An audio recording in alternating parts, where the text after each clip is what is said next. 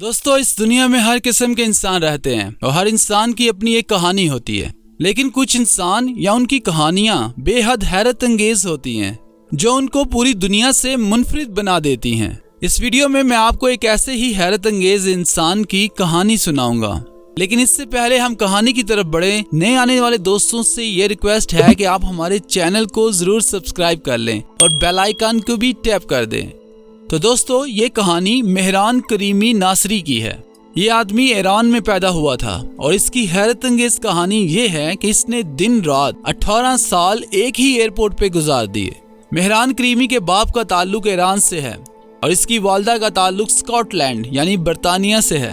یہ آدمی پہلی دفعہ برطانیہ 1973 یعنی 1973 میں پڑھنے کے لیے گیا اور 3 سال یونیورسٹی آف بریڈ فورڈ میں پڑھ کر ایران واپس چلا گیا۔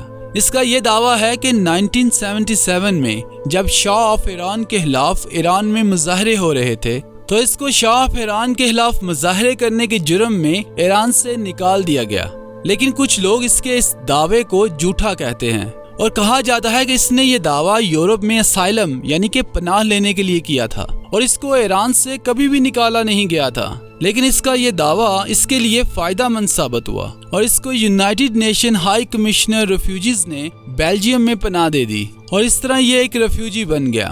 اس کا مطلب یہ تھا کہ یہ بیلجیم کے ساتھ ساتھ دوسری یورپین کنٹریز میں بھی سفر کر سکتا تھا۔ یہ آدمی کچھ عرصہ بیلجیم میں ہی رہا، لیکن 1986 یعنی 1986 میں اس نے برطانیہ سیٹل ہونے کا فیصلہ کر لیا۔ اس کے مطابق کیونکہ اس کی ماں کا تعلق اسکاٹ لینڈ سے تھا تو یہ برطانیہ میں آسانی سے سیٹل ہو سکتا تھا۔ 1988 یعنی 1988 میں یہ بیلجیم سے برطانیہ روانہ ہو گیا اور درمیان میں جہاز نے فرانس میں رکنا تھا۔ یہ فرانس کے چاک اسٹریٹ والے ایئرپورٹ کے ٹرمینل نمبر 1 پہ موجود تھا اور برطانیہ جانے کے لیے جہاز کا انتظار کر رہا تھا، لیکن بدقسمتی سے اس کا بریف کیس وہاں چوری یا گم ہو گیا اور اس بریف کیس میں اس کے تمام تر کاغذات موجود تھے، جس میں اس کا پاسپورٹ اور اس کے ریفیوجی سٹیٹس کے سارے کاغذات بھی شامل تھے۔ بریف کیس چوری ہونے کے باوجود بھی یہ لندن جانے والی فلائٹ میں بیٹھ گیا اور لندن پہنچنے پر امیگریشن آفیشلز کو کوئی کاغذات نہ دکھا سکا اور انہوں نے اسے لندن سے دوبارہ واپس فرانس بھیج دیا اور فرانس پہنچنے پر اس کے پاس کوئی کاغذات موجود نہیں تھے، جس کے لیے اس کو گرفتار کر لیا گیا اور بعد میں پھر اس کو اس بنا پہ چھوڑ دیا گیا کہ اس کا اپنا کوئی ملک نہیں تھا اور اس کی ایئرپورٹ پر پہلی انٹری قانونی تھی۔ دوستو اس طرح اس کی فرانس میں چیک اسٹریٹ والے ایئرپورٹ پر رہائش کا سلسلہ شروع ہوا جو 18 سال تک چلا۔ اس نے 18 سال اسی ایئرپورٹ پہ گزار دیے۔ فلائٹس آتی جاتی رہی، مسافر ایک جگہ سے دوسری جگہ سفر کرتے رہے، لیکن ایک آدمی اسی ایئرپورٹ پر دن رات گزارتا رہا اور وہ مہران کریمی ناصری تھا۔ اس آدمی کو جب ایئرپورٹ پر رہتے 4 سال گزر گئے تو بالآخر فرانس کی ایک کورٹ نے 1992 یعنی 1992 میں ایک فیصلہ سنایا کہ اس کو ایئرپورٹ سے نہیں نکالا جا سکتا، لیکن اس کو فرانس میں گھسنے کی اجازت بھی نہیں دی جا سکتی اور اس طرح یہ آدمی فرانس کے قانون کے مطابق ایئرپورٹ پر رہ سکتا تھا۔ اب آپ یہ سوچ رہے ہوں گے کہ یہ واپس بیلجیم کیوں نہیں چلا گیا جہاں اس کو ریفیوجی سٹیٹس ملا ہوا تھا۔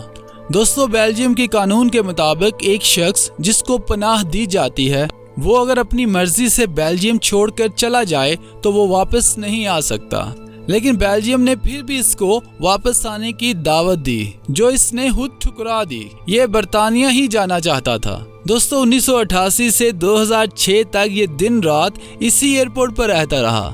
اس کا کپڑوں سے بڑا بیگ دن رات اس کے ساتھ ہی رہتا اور یہ ایئرپورٹ کے کونے میں زمین پر ہی سو جاتا تھا۔ یہ اپنا زیادہ وقت لکھنے اور پڑھنے میں ہی گزار دیتا اور اس کو کھانا ایئرپورٹ انتظامیہ دیتی تھی۔ اس کے پاس مختلف جرنلسٹ اس کی کہانی سننے کے لیے روزانہ آتے تھے۔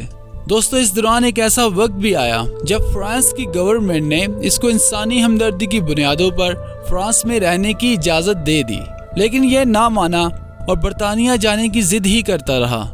اس کی فیملی نے بھی اس سے ہاتھ پیچھے کر لیے اور کہا کہ یہ جیسی زندگی گزارنا چاہتا تھا یہ ویسی ہی زندگی گزار رہا ہے۔